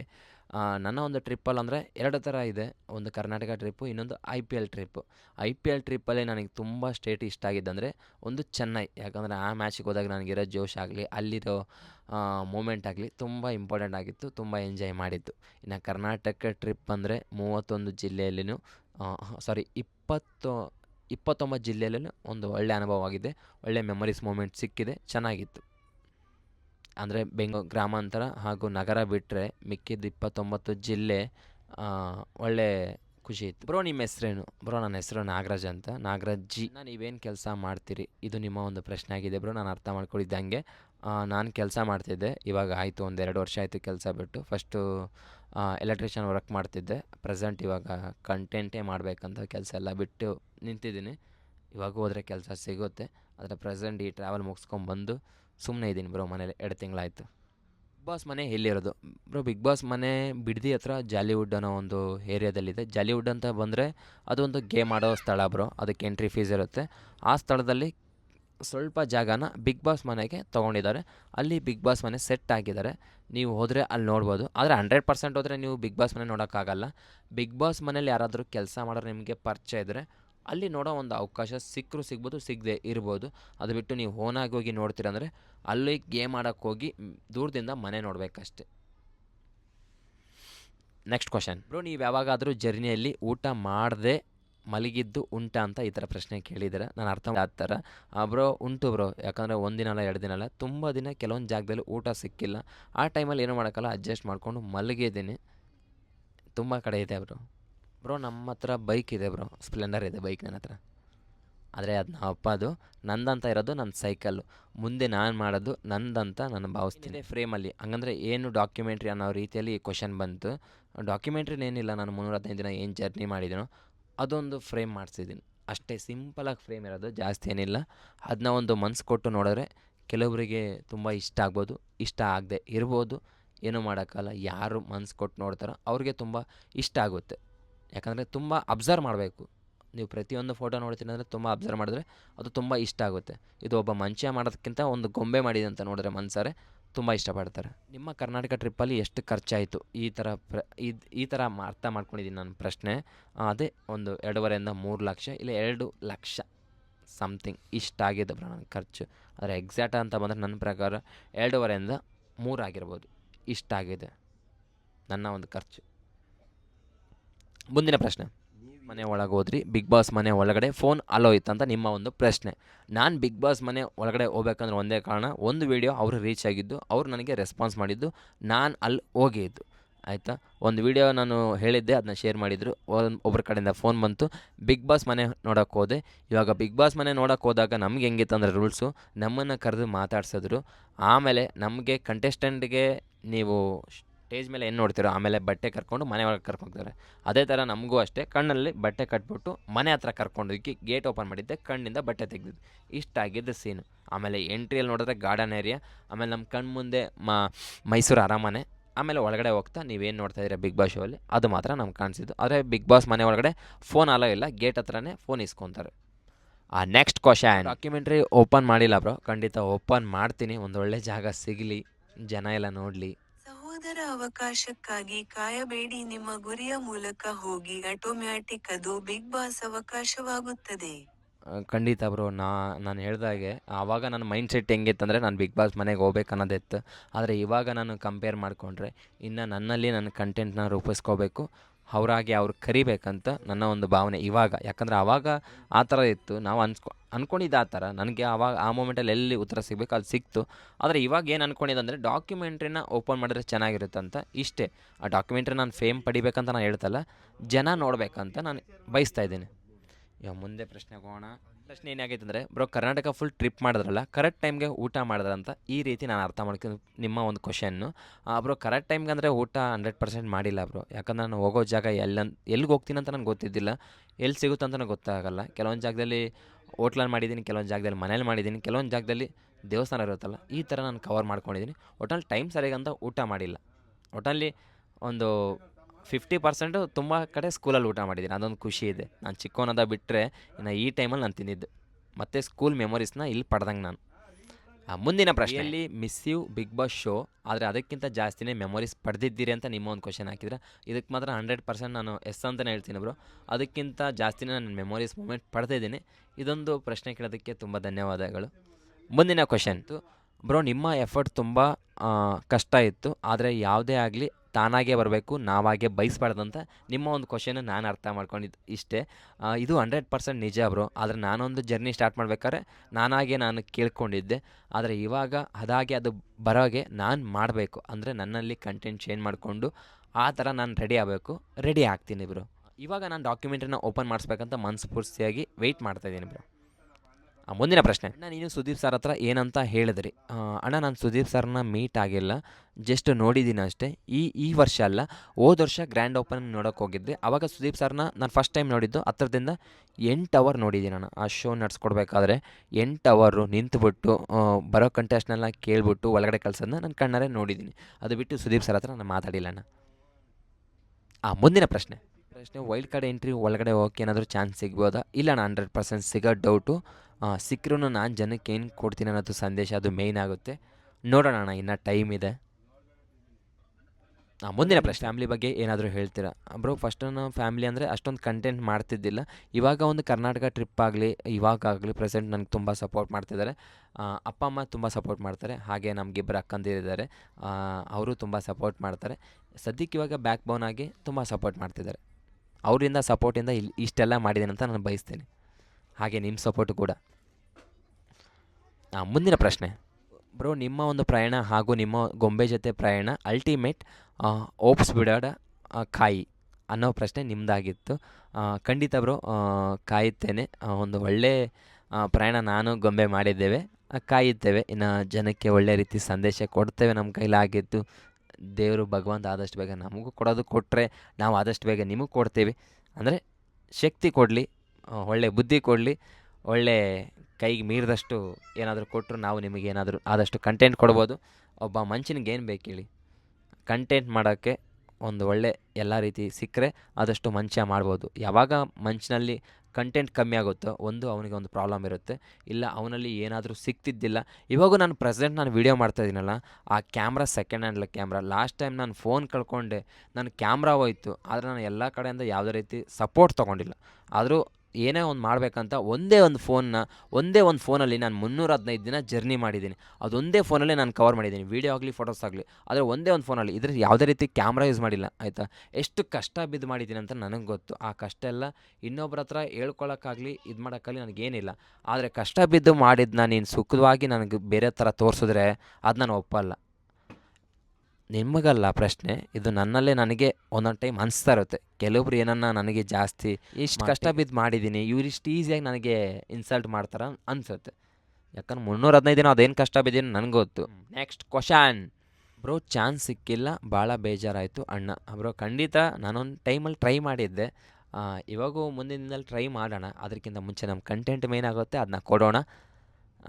ತುಂಬ ಧನ್ಯವಾದಗಳು ಬ್ರೋ. ಮುಂದಿನ ಕ್ವಶನ್ ಅಣ್ಣ, ಬಿಗ್ ಬಾಸ್ಗೆ ಯಾಕೆ ಹೋಗಿಲ್ಲ? ಬ್ರೋ ಅವ್ರು ಕರೆದಿಲ್ಲ, ನಾನು ಹೋಗಿಲ್ಲ. ಇನ್ನು ನನ್ನಲ್ಲಿ ನಾನು ತುಂಬ ಚೇಂಜ್ ಮಾಡ್ಕೋಬೇಕಂತೆ, ಹಾಗೆ ಕಂಟೆಂಟು ಕೊಡಬೇಕಂತೆ. ಹೇಳ್ದಂಗೆ ನನ್ನಾಗಲೇ ನಾನು ಕಂಟೆಂಟ್ ಕೊಟ್ಟರೆ 100% ಕರೀತಾರಂತೆ. ಈ ಥರ ನಾನು ಅಂದ್ಕೊಂಡಿದ್ದು ಬ್ರೋ, ಇದು ಸುಮ್ಮನೆ ತಮಾಷೆಗಾಗಿ. ಮುಂದಿನ ಕ್ವಶನ್ ಬ್ರೋ, ಇದು ಒಂದು ಒಳ್ಳೆ ಕ್ವಶನ್ನು. ನೀನು ಇದೇ ಥರ ತಿರುಗ್ತಾ ಇದ್ದರೆ ನಿಮ್ಮ ಅಪ್ಪ ಅಮ್ಮ ನೋಡ್ಕೊಳ್ಳೋರು ಯಾರು, ಮನೆ ಜವಾಬ್ದಾರಿ ಯಾರು ನೋಡ್ಕೊತಾರೆ? ಇದೊಂದು ಪ್ರಶ್ನೆ ಆಗಿತ್ತು. ಇದನ್ನು ತುಂಬ ಇಂಪಾರ್ಟೆಂಟ್. ನನ್ನ ಒಂದು ಜರ್ನಿ ಏನಾಗಿತ್ತಂದರೆ, ಬರೀ ನಾನು 60ರಿಂದ 90 ದಿನದಲ್ಲಿ ಈ ಥರ ಒಂದು ತಿಂಗಳಲ್ಲಿ ಪ್ಲ್ಯಾನ್ ಇತ್ತು. ನಾನು ಮನೆಗೆ ಬರ್ತೀನಿ, ಕರ್ನಾಟಕ ಟ್ರಿಪ್ ಮುಗಿಸ್ಕೊಂಡು ಅಂತ ಈ ಥರ ಪ್ಲ್ಯಾನ್ ಇತ್ತು. ಆದರೆ ನನಗೆ ಗೊತ್ತಿಲ್ಲ ಇದು 315 ದಿನ ಜರ್ನಿ ಹೋಗುತ್ತಂತ. ಆದರೆ ಇದೇನು ಮಾಡಿದ್ದೀನಲ್ಲ, ನನ್ನ ಒಂದು ಜೀವನಕ್ಕೆ ತುಂಬ ಇಂಪಾರ್ಟೆಂಟ್ ಆಗಿತ್ತು. ಬುದ್ಧಿ ಕಲ್ತಿದ್ದೀನಿ, ಆದರೆ ಜೀವನಕ್ಕೆ ದುಡಿಮೆ ಮುಖ್ಯ, ದುಡ್ಡು ಮುಖ್ಯ. ಆದರೆ ಈ ಸಮಯದಲ್ಲಿ ನನಗೆ ಈ ಏಜಲ್ಲಿ ಇದು ಬೇಕಾಗಿತ್ತು ಅನಿಸಿತ್ತು. ಒಟ್ಟಿನಲ್ಲಿ ಖರ್ಚಾಗಿದೆ, ಅದನ್ನ ಮುಂದಿನ ದಿನದಲ್ಲಿ ತೆಗಿಬೋದು. ಅಷ್ಟು ಕೆಪಾಸಿಟಿ ನನ್ನಲ್ಲಿದೆ, ತೆಗಿತೀನಿ. ಆದರೆ ಸದ್ಯಕ್ಕೆ ನೀವು ಹೇಳಿದ ಪ್ರಶ್ನೆಗೆ ಏನಂದರೆ ಅಪ್ಪ ಅಮ್ಮ ನೋಡ್ಕೊಳ್ಬೇಕಾಗಿತ್ತು. ಸದ್ಯಕ್ಕೆ ಇವಾಗ ಮನೆಗೆ ಬಂದಿದ್ದೀನಿ, ಮುಂದಿನ ದಿನದಲ್ಲೇ ಅದೇ ಮಾಡ್ತೀನಿ. ಇದೊಂದು ಕ್ವಶನ್ ಕೇಳೋದಕ್ಕೆ ತುಂಬ ಧನ್ಯವಾದಗಳು. ಉತ್ತರ ಕೊಟ್ಟಿದ್ದೀನಿ ಅನ್ಕೊತೀನಿ. ಏನಾದರೂ ತಪ್ಪಿದರೆ ಟೆಡಿ ಹಾಕೊಳ್ಳೋಕ್ಕೆ ಯಾವಾಗ ಶುರು ಮಾಡಿದ್ದು? ಬ್ರೋ ನಾನು ಶುರು ಮಾಡಿದ್ದು 2021ರಲ್ಲಿ. ಯಾಕಂದರೆ ನಾನು ಬೇರೆಯವರು ವೀಡಿಯೋಸ್ ನೋಡ್ತಾಯಿದ್ದೆ ಯೂಟ್ಯೂಬಲ್ಲಿ, ಹಿಂದಿಯವ್ರ ವೀಡಿಯೋಸ್ ನೋಡ್ತಾಯಿದ್ದೆ. ಒಬ್ಬರು ಮಿಸ್ಟರ್ ಕ್ರೇಜಿ ಅಂತ ಇದ್ದಾರೆ, ಅವರು ನನಗೆ ಗೊತ್ತಿದ್ದಕ್ಕೆ ಕೇರ್ಪುರಮಲ್ಲಿ ಇದ್ದಿದ್ದು. ನಾನು ನೋಡಿದ್ದು ಅವರು ಒಂದು ಗೊಂಬೆ ತರಿಸಿದ್ರು. ಅವರು ಯೂಟ್ಯೂಬಲ್ಲಿ ಚೆನ್ನಾಗಿ ಕಾಮಿಡಿ ವೀಡಿಯೋಸ್ ಮಾಡ್ತಾಯಿದ್ರು. ಅವ್ರನ್ನ ನೋಡಿ ನಾನು ತರಿಸಿದ್ದು ಡೆಲ್ಲಿಯಿಂದ ತರಿಸಿದಾಗ ನಾವು ಅವಾಗವಾಗ ಹಾಕ್ಕೊತಾ ಇದ್ವಿ. ಅದೋಗಿ ಒಂದಿನ ಇನ್ಸಿಡೆಂಟ್ ಆಗಿ ಈ ದಿನ ಹಿಂಗಾಗಿದೆ. ನೆಕ್ಸ್ಟ್ ಕ್ವಶನ್ ಬ್ರೋ, ನೀವು 315 ದಿನ ಹೇಗೆ ಟ್ರಾವೆಲ್ ಮಾಡಿದ್ರಿ ಅನ್ನೋದು ಈ ಕ್ವಶನ್ ಆಗಿದೆ. ನಾನು ಅರ್ಥ ಮಾಡ್ಕೊಂಡಿದ್ದು ಬ್ರೋ, ಜರ್ನಿ ಕಷ್ಟ ಇತ್ತು, ಇಷ್ಟಪಟ್ಟು ಮಾಡಿದ್ದೀನಿ, ಇಲ್ಲಿ ಗಂಟ ಬಂದಿದ್ದೀನಿ. ಮುಂದಿನ ಪ್ರಶ್ನೆ ಅಣ್ಣ, ಟ್ರಿಪ್ಪಿಗೆ ಹೋಗಿದ್ದಲ್ಲ, ದುಡ್ಡು ಎಲ್ಲಿಂದ ಬಂತು? ಬ್ರೋ ದುಡ್ಡು ಎಲ್ಲಿಂದ ಬಂದಿಲ್ಲ, ಅಷ್ಟು ಖರ್ಚಾಗುತ್ತಂತ ನಾನು ಬಯಸಿಲ್ಲ. ಆದರೆ ಕೆಲವೊಂದು ಸಮಯದಲ್ಲಿ ಕೆಲವೊಂದು ಜಾಗದಲ್ಲಿ ಖರ್ಚು ಆಗಲೇಬೇಕಾಗಿತ್ತು, ಆಯಿತು. ಆದರೆ ಅದು ಒಂದು ಒಳ್ಳೆ ಕೆಲಸಕ್ಕೆ ಖರ್ಚಾಯಿತು, ಯಾವುದೇ ರೀತಿ ಕೆಟ್ಟ ಕೆಲಸಕ್ಕಂತೂ ಖರ್ಚಾಗಿಲ್ಲ. ನಾನು ಮಿತಿ ಮೀರಿ ಯಾವುದನ್ನೂ ಅಡ್ವಾಂಟೇಜ್ ತಗೊಂಡಿಲ್ಲ. ಆದರೆ ಕೆಲವೊಂದು ನಾನು ಮಾಡ್ಕೊಂಡಿದ್ದು ಮಿಸ್ಟೇಕ್ ಏನಂದರೆ, ಸಾಲ ಮಾಡ್ಕೊಂಡಿದ್ದು. ಆ ಸಾಲ ತೀರ್ಸೋಕೆ ಇನ್ನೊಂದು ಸಾಲ, ಇನ್ನೊಂದು ಸಾಲ ತೀರ್ಸೋಕೆ ಇನ್ನೊಂದು ಸಾಲ, ಇನ್ನೊಂದು ಸಾಲ ತೀರ್ಸೋಕೆ ಇನ್ನೊಂದು ಸಾಲ. ಒಟ್ಟಿನಲ್ಲಿ ಆ ಕಡೆ ಈ ಕಡೆ ಸಾಲ ಮಾಡಿ ಒಟ್ಟಿನಲ್ಲಿ 1 2 3 ಮಾಡಿಕೊಂಡು ಒಂದು ಒಳ್ಳೆ ದಾನ ಮಾಡಿ ಕೊನೆಗೂ ಆ ದಾನ ಮಾಡಬಾರ್ದಂತ ಇವಾಗ ನಿರ್ಧಾರ ಮಾಡ್ಕೊಂಡಿದ್ದೀನಿ. ಸದ್ಯಕ್ಕೆ ಇವಾಗ ಬಂದು ಮನೇಲಿ ಕೂತ್ಕೊಂಡಿದ್ದೀನಿ, ಆ ಸಾಲ ಎಲ್ಲ ತೀರ್ಸೋಕೆ ಕಾಯ್ತಾ ಇದ್ದೀನಿ. ಆದರೆ ಇನ್ನೊಂದು ವಿಷಯ ಏನಂದರೆ, ತುಂಬ ಜನ ಅಂದ್ಕೊಂಡಿದ್ದೆ ನನಗೆ ಸೋಷಿಯಲ್ ಮೀಡಿಯಿಂದ ದುಡ್ಡು ಬರುತ್ತಂತ. ಸೋಷಿಯಲ್ ಮೀಡಿಯಿಂದ ದುಡ್ಡಿದೆ, 100% ದುಡ್ಡಿದೆ ಮಾಡಿದ್ರೆ. ಅದರ ಪ್ರೆಸೆಂಟ್ ನಾನು ರೀಸೆಂಟಾಗಿ ಮಾಡಿದ್ದು ಒಂದು 3ರಿಂದ 4 ಪ್ರಮೋಷನ್ ಅಷ್ಟೇ. ಅದರಲ್ಲಿ ನನಗೆ ಸಣ್ಣ ಪುಟ್ಟ ಅಮೌಂಟ್ ಬಂದಿದೆ. ಆದರೆ ಈ ಕರ್ನಾಟಕ ಟ್ರಿಪ್ಪಲ್ಲಿ ನನಗೇನು ಬಂದಿತ್ತಲ್ಲ ಪ್ರಮೋಷನ್ನು, ತುಂಬ ಅಂದರೆ ತುಂಬ ಬಂದಿತ್ತು. ಬೆಟ್ಟಿಂಗ್ ಆ್ಯಪು ಬಂದಿತ್ತು, ಒಂದು 2ರಿಂದ 3 ಲಕ್ಷ ಇಲ್ಲ 1 ಲಕ್ಷ ಈ ಥರ ಬೇರೆ ಬೇರೆ ಕಡೆಯಿಂದ ಮೆಸೇಜ್ ಬಂದಿತ್ತು. ಅದೇ ಯಾವುದೇ ರೀತಿ ನಾನು ಮಾಡಿಲ್ಲ ಆ ಟೈಮಲ್ಲಿ. ಆದರೆ ಆ ಟೈಮಲ್ಲಿ ಮಾಡಿದ್ರೂ ಸರಿ ಇರ್ತಿದ್ದಿಲ್ಲ. ಒಂದು ಸರ್ಕಾರಿ ಶಾಲೆಗೆ ಹೋಗ್ತಾ ಆವಾಗ ಪ್ರಮೋಷನ್ ಮಾಡಿದ್ರೆ ನನಗೇನೋ ಅದು ನನಗೆ ಇಷ್ಟ ಆಗಿಲ್ಲ, ನನ್ನ ಮನಸ್ಸಲ್ಲೂ ಬಂದಿಲ್ಲ. ಆವಾಗ ನನಗೇನಾಗಿತ್ತಂದರೆ ಬರೀ ಮಕ್ಕಳು ನೋಡಿದ್ರೆ ಒಂಥರ ಏನೋ ಖುಷಿಯಾಗಿತ್ತು. ಆದರೆ ಆವಾಗ ನಾನು ಖರ್ಚು ಬಂದಿದ್ದು ನಾನು ಅಷ್ಟೊಂದು ತಲೆಗೆ ಹಾಕ್ಕೊಂಡಿಲ್ಲ. ಇನ್ನು IPL ಟೈಮಲ್ಲಿ ಬಂದರೆ ಎಷ್ಟೋ ಜನ ಅಂದ್ಕೊಂಡಿದ್ದು ನನಗೆ ಟಿಕೆಟ್ ಸ್ಪಾನ್ಸರ್ ಮಾಡ್ತವ್ರೆ, ಇಲ್ಲ ಬೇರೆಯವ್ರು ಕೊಡ್ತವ್ರು ಅಂದ್ಕೊಂಡಿದ್ದು.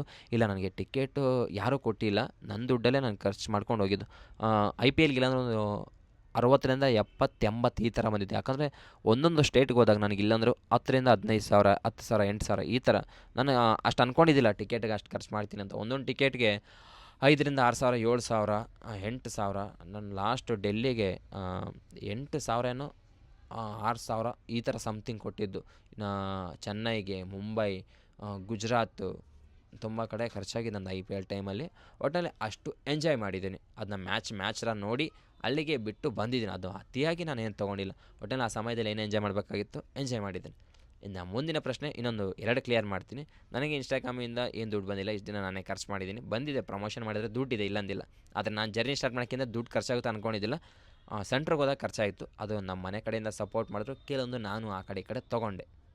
ಇಷ್ಟೇ ಬ್ರೋ. ಇದು ನಿಮ್ಮ ಒಂದು ಒಳ್ಳೆ ಕ್ವಶನ್ ಆಗಿತ್ತು, ನಾನು ಹೇಳ್ಬೇಕು ಅಂದ್ಕೊಂಡಿದ್ದೆ, ಹೇಳಿದ್ದೀನಿ. ಮುಂದಿನ ಪ್ರಶ್ನೆ, ಡಾಕ್ಯುಮೆಂಟ್ರಿಯಲ್ಲಿ ಏನಿದೆ ಓಪನ್ ಮಾಡು ಬ್ರೋ. ಖಂಡಿತ ಓಪನ್ ಮಾಡ್ತೀನಿ. ಒಂದು ಒಳ್ಳೆ ಜಾಗ ಸಿಗಬೇಕು, ಕರ್ನಾಟಕ ಜನತೆ ನೋಡ್ಬೇಕು ಅದನ್ನ ಅನ್ನೋದು ಒಂದು ಆಸೆ. ನಿಮ್ಮ ಕ್ವಶನ್ ಬಂದುಬಿಟ್ಟು ಒಂದಲ್ಲ ಒಂದಿನ ನಿಮ್ಮ ಒಂದು ಕಷ್ಟಕ್ಕೆ ಪ್ರತಿಫಲ ಸಿಕ್ಕೇ ಸಿಗುತ್ತೆ ಅಂತ ನಾನು ಭಾವಿಸ್ತಾ ಇದ್ದೀನಿ ಬ್ರೋ. 100% ಸಿಗುತ್ತೆ ಅಂತ ನಾನು ಭಾವಿಸ್ತಾ ಇದ್ದೀನಿ. ನೋಡೋಣ ಏನಾಗುತ್ತೋ. ಮುಂದಿನ ಪ್ರಶ್ನೆ, ಬ್ರೋ ನೀವೆಲ್ಲ ಇಷ್ಟೆಲ್ಲ ಯಾಕೆ ಮಾಡ್ತೀರಂತ ನಿಮ್ಮ ಒಂದು ಪ್ರಶ್ನೆ. ಬ್ರೋ ನಾನು ಅಷ್ಟೇ, ನನಗೂ ಕೆಲವೊಂದು ಟೈಮ್ ಅನಿಸಿದಂದರೆ ಇದೆಲ್ಲ ನನಗೆ ಯಾಕೆ ಬೇಕು ಅನಿಸ್ತು. ಆಯಿತಾ, ಆರಾಮಾಗಿ ದುಡ್ಕೊಂಡು ಮನೇಲಿದ್ದರೆ ಚೆನ್ನಾಗಿರ್ತಿತ್ತು ಅನ್ನಿಸ್ತು. ಆದರೆ ನನಗೆ ಆ ಟೈಮಲ್ಲಿ ನಾನು ಏನೋ ಮಾಡ್ಬೇಕು ಅನ್ನಿಸ್ತೋ, ಇಲ್ಲ ಏನು ಮಾಡ್ಬೇಕು ಅನಿಸ್ತೋ ಗೊತ್ತಿಲ್ಲ. ಒಟ್ನಲ್ಲಿ ನಾನು ಜರ್ನಿ ಸ್ಟಾರ್ಟ್ ಮಾಡಿದ್ದು ಬಿಗ್ ಬಾಸ್ಗೆ ಹೋಗ್ಬೇಕಂತ. ಹಂಗಂದರೆ ಊರಿಗೆ ಹೋಗಿ ಆ ಜಿಲ್ಲೆಯಲ್ಲಿ ಅವ್ರಿಗೆ ಮಕ್ಕಳಿಗೆ ಮನೋರಂಜನೆ ಮಾಡಿ ಗೊಂಬೆ ರೀತಿಯಲ್ಲಿ ಅವರ ಒಂದು ಅಭಿಪ್ರಾಯ ತಗೊಂಡು ನಾನು ಇನ್ಸ್ಟಾಗ್ರಾಮಲ್ಲಿ ಹಾಕ್ಬೇಕಂತ ಇಷ್ಟು ಮಾತ್ರ ನನ್ನ ಮೈಂಡಲ್ಲಿತ್ತು. ಆದರೆ ಹೋಗ್ತಾ ನನಗೆ ಚೇಂಜ್ ಆಯಿತು. ನನ್ನಲ್ಲೇ ಗೊತ್ತಿಲ್ಲ, ಮಕ್ಕಳ ಜೊತೆನೇ ಬೆರೆತುಬಿಟ್ಟೆ. ಯಾಕಂದರೆ ಮಕ್ಕಳು ನೋಡಿದ್ದು ಏನೋ ಒಂಥರ ಖುಷಿ ಆಯ್ತು ನನ್ನಲ್ಲಿ. ಆದರೆ 1-2 ಸ್ಕೂಲ್ ವಿಸಿಟ್ ಮಾಡೋದ್ರಲ್ಲಿ ಒಂದು 315 ಸ್ಕೂಲು ಈ ಥರ ಪ್ಲೇಸ್ ವಿಸಿಟ್ ಮಾಡಿದೆ. ನನಗೆ ಇವಾಗ ಪ್ರೆಸೆಂಟ್ ನನ್ನ ಹತ್ರ ಒಂದಿರೋದಂದರೆ 315 ಸ್ಕೂಲ್ ಇಲ್ಲ 305 ಸ್ಕೂಲ್ ಫೋಟೋಸ್ ಅಷ್ಟೇ ಇದೆ. ಯಾವಾಗ ನಾನೊಂದು ಫೋನ್ ಕಳೆದೋಯ್ತು ಒಂದು ಜಾಗದಲ್ಲಿ, ಅಲ್ಲೇ ನನ್ನ ಒಂದು ಅರ್ಧ ಫೋಟೋಸು ಹೋಯ್ತು. ಅದರಲ್ಲಿ ಒಂದು 40ರಿಂದ 45 ಸ್ಕೂಲ್ದು ಫೋಟೋಸ್ ಹೋಯ್ತು. ಆಮೇಲೆ ಫೋನಲ್ಲೂ storage A to Z problem bro. ಆಯಿತಾ, ಟ್ರಾವೆಲ್ ಬಗ್ಗೆ ಹೇಳಕ್ಕೆ ಬಂದರೆ ತುಂಬ ಕಷ್ಟ. ಮುಂದಿನ ಪ್ರಶ್ನೆ, ಒಂದು ಪ್ರಶ್ನೆ, ನಿಮ್ಗೆ ಯಾರಾದರೂ ಗರ್ಲ್ ಫ್ರೆಂಡ್ ಇದ್ದಾರಾ, ಇಲ್ಲ ನಿಮ್ಗೆ ಯಾರಾದರೂ ಬೇರೆ ಇಷ್ಟ ಇದ್ದಾರಾ ಅಂತ ಈ ಥರ ನಿಮ್ಮ ಕ್ವಶನ್ ಇದೆ. ಇದಕ್ಕೆ ಯಾವುದೇ ರೀತಿ ನನ್ನೆಲ್ಲ ಆನ್ಸರ್ ಇಲ್ಲ. ನಮಗೆ ಯಾರು ಇಲ್ಲ. ಇನ್ನು ಮುಂದಿನ ದಿನ ನೋಡೋಣ ಅಂದರೆ ಅಕಸ್ಮಾತ್ ನಾನು ಲವ್ ಮಾಡ್ತೀವಂತಲ್ಲ, ಸಮಯ ಸಂದರ್ಭ ಹೆಂಗೆ ಚೇಂಜ್ ಆಗುತ್ತೋ, ಯಾರ ಮೈಂಡ್ ಹೆಂಗಾಗುತ್ತೋ ಗೊತ್ತಿಲ್ಲ. ಎಲ್ಲರ ಮನಸ್ಸಲ್ಲೂ ಪ್ರೀತಿ ಅಂದರೆ ಇದ್ದಿದ್ದೆ, ನಮ್ಮ ಮನಸ್ಸಲ್ಲೂ ಇದೆ, ನಿಮ್ಮ ಮನಸ್ಸಲ್ಲೂ ಇದೆ. ಆದರೆ ಸಮಯ ಸಂದರ್ಭ ಹೆಂಗಾಗುತ್ತೋ ಗೊತ್ತಿಲ್ಲ. Okay, next. ಆದರೆ ಇವಾಗ ನಾನು ಇಷ್ಟೆಲ್ಲ ನೋಡಿದಾಗ ನಮಗಿವಾಗ ಫಸ್ಟು ನಾವೊಂದು ಜೀವನನ ರೂಪಿಸ್ಕೊಳ್ಬೇಕು. ಅಂದರೆ ನಾವು ಆರಾಮಾಗಿ ದುಡ್ಡು ದುಡಿಯೋಷ್ಟು, ಇಲ್ಲ ನಾವು ಅಪ್ಪ ಅಮ್ಮ ನೋಡೋಷ್ಟು, ಇಲ್ಲ ನಮ್ಮ ಫ್ಯಾಮಿಲಿನ ಬಿಲ್ಡ್ ಮಾಡೋಷ್ಟು ನಾವು ಫಸ್ಟ್ ಸಂಪಾದನೆ ಮಾಡಬೇಕು. ಅದಾದಮೇಲೆ ಮಿಕ್ಕಿದ್ದು. ನೀವು ಯಾಕೆ ಬಿಗ್ ಬಾಸ್ ಮನೇಲಿ ಓಪನ್ ಮಾಡ್ಬೇಕು ಅಂದ್ಕೊಂಡು ಇದ್ದೀರಾ? ನಾನು ಏನಕ್ಕೆ ಬಿಗ್ ಬಾಸ್ ಮನೇಲಿ ಓಪನ್ ಮಾಡ್ಬೇಕು ಅಂದ್ಕೊಂಡಿದ್ದಂದರೆ, ನಾನು ಸ್ಟಾರ್ಟ್ ಮಾಡಿ ಆ ಡಾಕ್ಯುಮೆಂಟ್ರಿ ಆಗಕ್ಕೆ ಕಾರಣ ಬಿಗ್ ಬಾಸ್. ಯಾಕೆ ಬಿಗ್ ಬಾಸ್ ಅಂದರೆ, ನಾನು ಸ್ಟಾರ್ಟ್ ಮಾಡಿದ್ದು ಬಿಗ್ ಬಾಸ್ಗೆ ಹೋಗ್ಬೇಕಂತ. ಆ ಬಿಗ್ ಬಾಸ್ಗೆ ಹೋಗ್ಬೇಕಂತ ಸ್ಟಾರ್ಟ್ ಮಾಡಿದ್ದು ಇವಾಗ 315 ಜರ್ನಿ ಆಗಿ, ಇವಾಗ ಆ ಡಾಕ್ಯುಮೆಂಟ್ರಿಯಲ್ಲಿ ಬಿಗ್ ಬಾಸ್ ಗ್ರ್ಯಾಂಡ್ ಓಪನಿಂಗಲ್ಲಿ ಓಪನ್ ಮಾಡಿಸಿದ್ರೆ ಅಕಸ್ಮಾತ್ ಜನ ಎಲ್ಲ ನೋಡ್ತಿದ್ರಲ್ಲ, ಅಲ್ಲೇ ಉತ್ತರ ಕೊಟ್ಟಂಗೆ ಆಗುತ್ತೆ. ಜನ ನೋಡಿದ್ರು ಕೆಲವು ಜನ ಖುಷಿ ಪಡ್ತಾರೆ.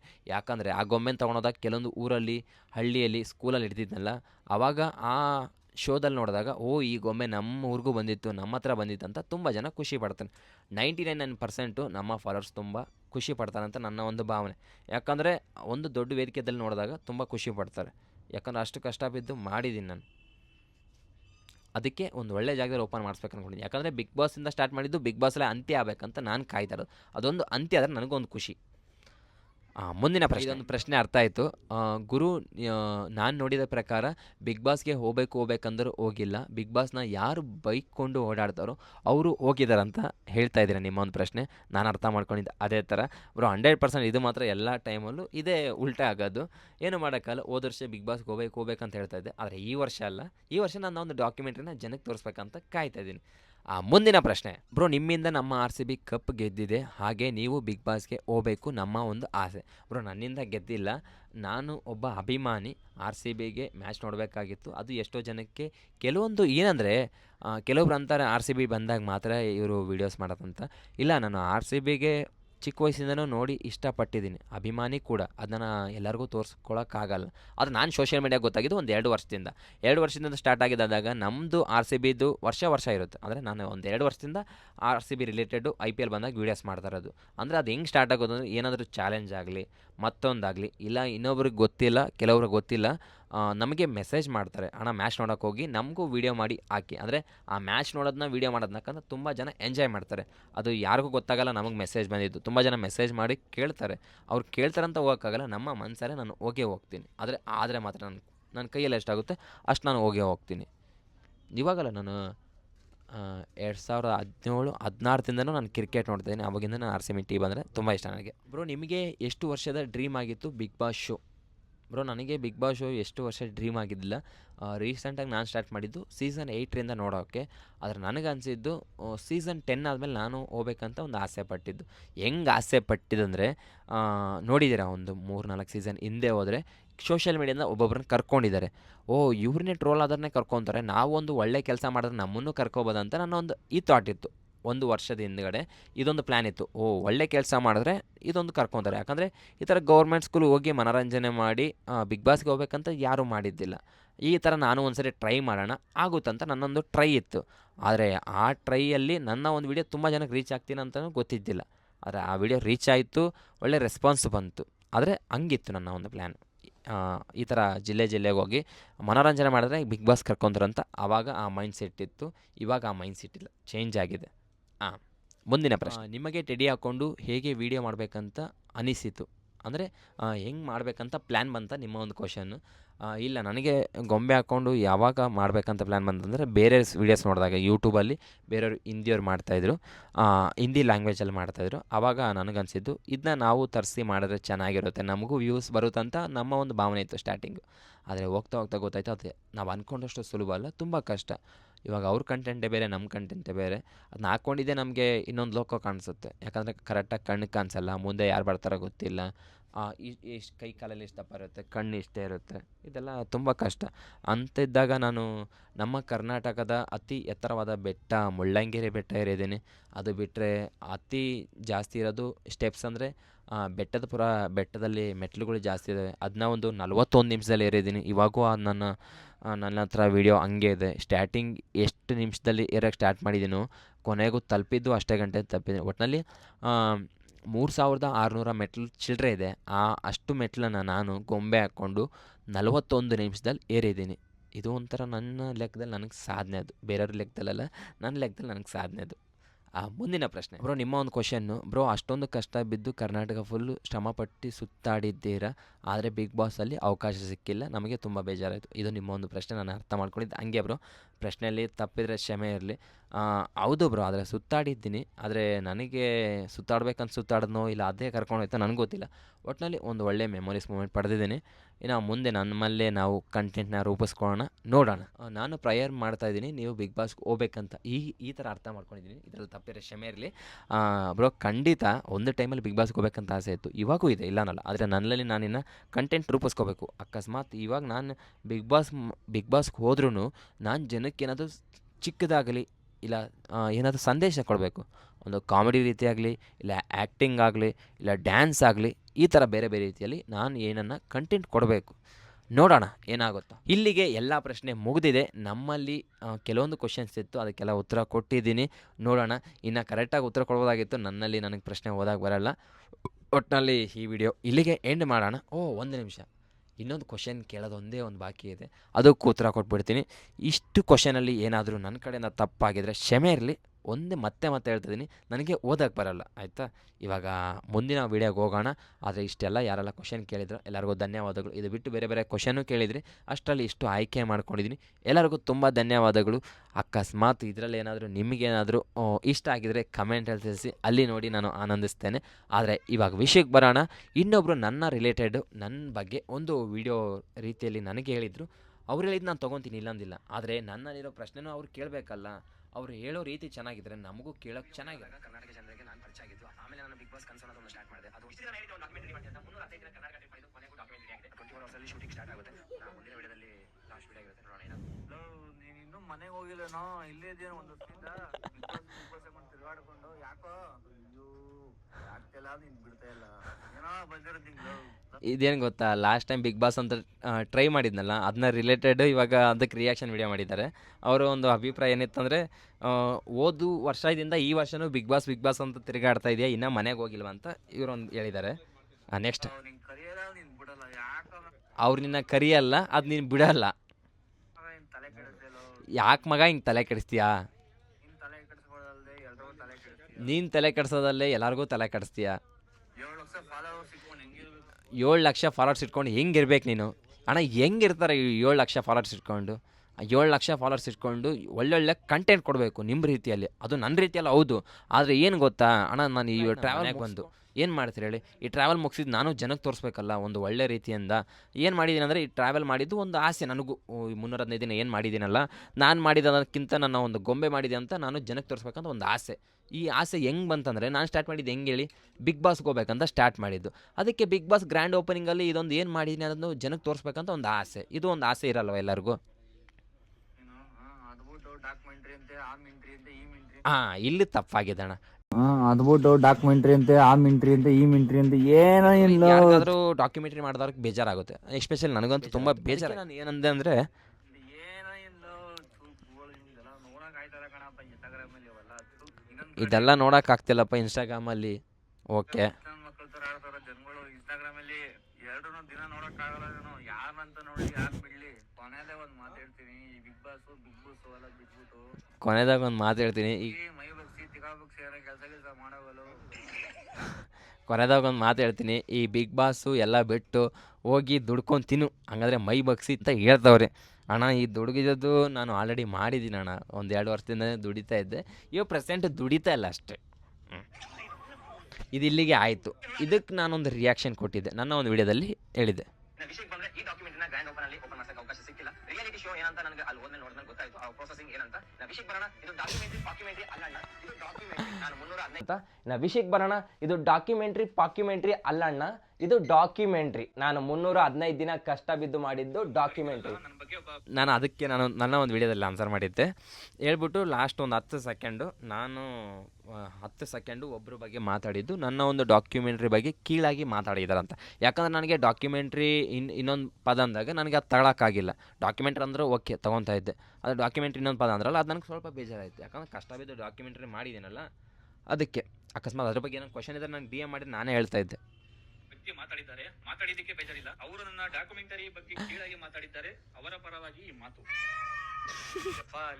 ನಾನು ತುಂಬಾ ಕೀಳಾಗಿ ಹೇಳಿದ್ದೀನಿ ಅಂತ ಅಂದ್ಬಿಟ್ಟು ನೀನ್ ತುಂಬಾ ಕೀಳಾಗಿ ಹೇಳೋದು ಬೇಡ.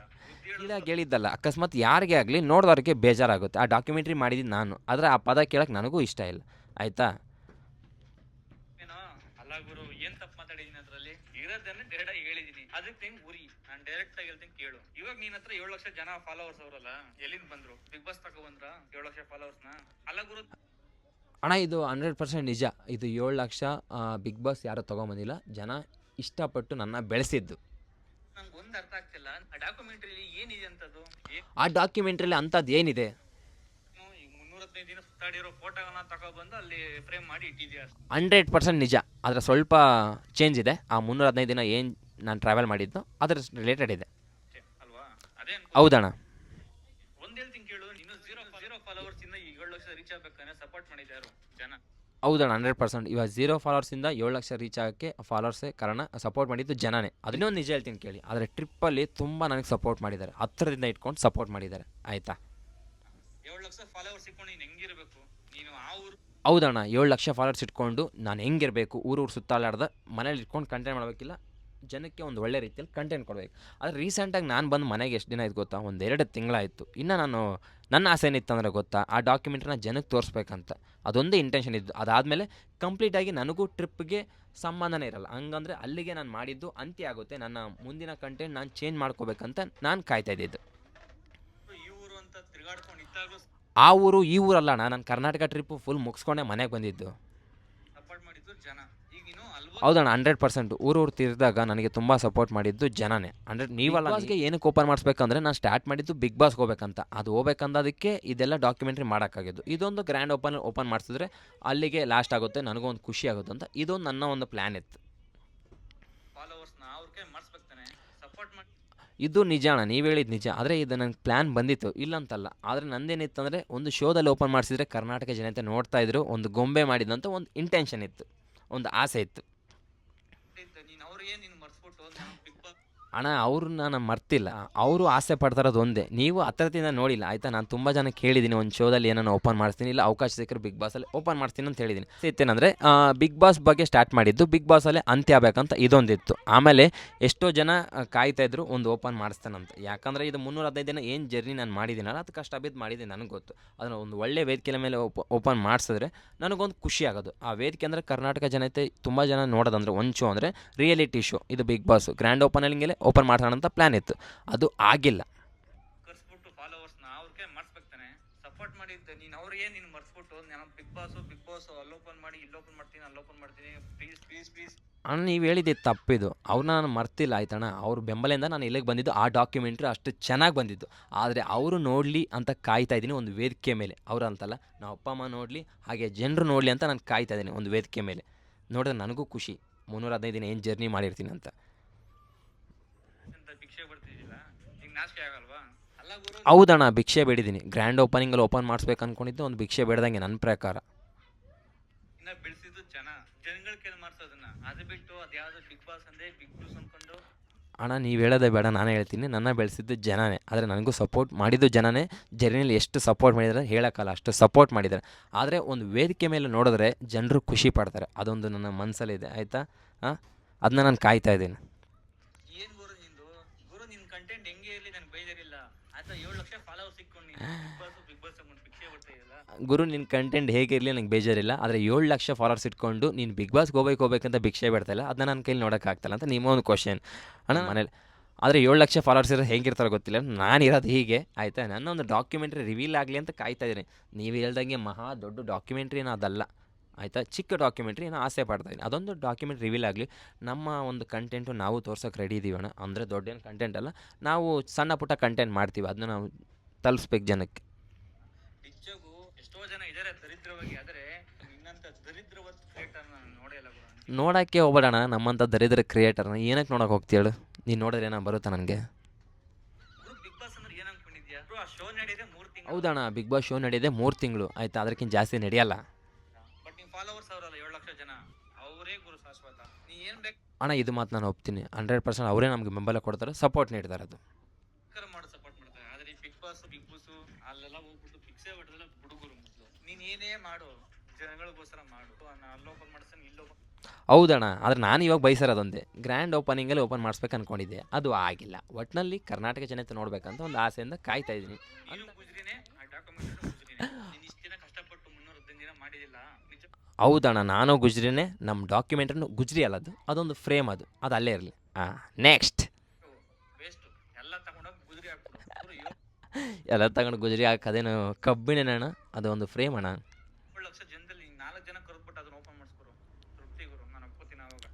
ಅಣ್ಣ 100% ಒಂದು ಮೀಟಪ್ ಆಗಿ ಇಕ್ಕಿ ಓಪನ್ ಮಾಡ್ಸೋಕ್ಕೆ ಜನರು ಬಂದೇ ಬರ್ತಾರೆ. ಆದರೆ ನನ್ನ ಒಂದು ಇಂಟೆನ್ಷನ್ ಏನಂದರೆ ಕರ್ನಾಟಕ ಜನತೆ ನೋಡಬೇಕನ್ನೋದು ಒಂದು ಇಂಟೆನ್ಷನ್. ಅಣ್ಣ ಕರ್ನಾಟಕ ಟ್ರಿಪ್ಪಲ್ಲಿ ನಾನು ತುಂಬ ಜನರ ಹತ್ರ ಹೋಗಿದ್ದೀನಿ, ಆಮೇಲೆ ತುಂಬ ಸಪೋರ್ಟ್ ಮಾಡಿದ್ದಾರೆ. ಆದರೆ ನಾನೊಂದು ಶೋದಲ್ಲಿ ಓಪನ್ ಮಾಡಿಸಿದ್ರೆ ಕರ್ನಾಟಕ ಜನತೆ ನೋಡ್ತಾರೆ ಅನ್ನೋದು ಒಂದು ಆಸೆ ಆಯಿತಾ. ಆಮೇಲೆ ಅಲ್ಲಿರೋ ನಾನು ಮಾಡಿದ್ದಕ್ಕಿಂತ ನಾನೊಂದು ಗೊಂಬೆ ಮಾಡಿದ್ದೆ, ಅದು ಜನರು ನೋಡಲಿ ಅಂತ ಒಂದು ಆಸೆ ಆಯ್ತಾ ಅಣ್ಣ. ನೋಡೋಣ ಏನಾಗುತ್ತೋ. ಇದೊಂದು ವಿಡಿಯೋ ಇಷ್ಟ ಆದರೆ ಲೈಕ್ ಮಾಡಿ, ಶೇರ್ ಮಾಡಿ ಹಾಗೂ ಸಪೋರ್ಟ್ ಮಾಡಿ. ಇದೊಂದು ವಿಡಿಯೋ ತಮಾಷೆ ಆಗಿರುತ್ತೆ. ಅವರ ಒಂದು ಕ್ವಶನ್ಸ್ಗೆ ನಾವು ಉತ್ತರ ಕೊಟ್ಟಂಗಿದೆ, ನಮ್ಮ ಮನಸ್ಸಲ್ಲಿ ಇದು ನಾವು ಉತ್ತರ ಕೊಟ್ಟಿದ್ದೀವಿ. ನೆಕ್ಸ್ಟ್